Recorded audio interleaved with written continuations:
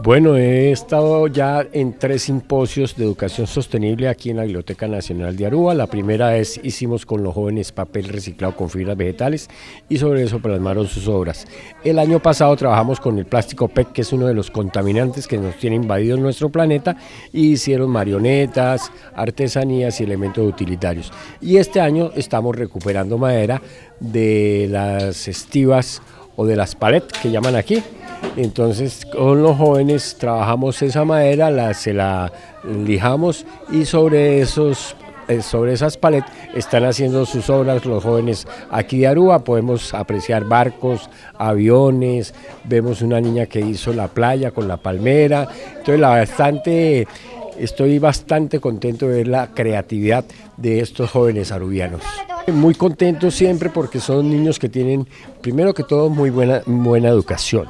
Son niños muy creativos y entonces en los 3 años que he venido aquí a Aruba siempre me voy contento de ver la imaginación y la creatividad que tienen los niños, además que se les va despertando la conciencia de conservar nuestro medio ambiente, de que no existen basuras, que ojalá no contaminen las playas, no contaminen el ecosistema, sino con esos residuos sólidos pueden elaborar sus artesanías, sus obras de arte o sus utensilios para su hogar. Lo importante es que usemos las 3 R's: reutilizar, reciclar y reducir nuestros residuos sólidos, porque esto no es solamente en Aruba, es a nivel mundial que tenemos que despertar esa conciencia ambiental de que los residuos sólidos nos sirven para reutilizarlos, para reciclarlos o para reducirlos. Importante que todos protejamos nuestro medio ambiente y no estemos contaminando a cielo abierto ni nuestras playas. Es increíble ver que nuestros pescados, por ejemplo aquí en Aruba,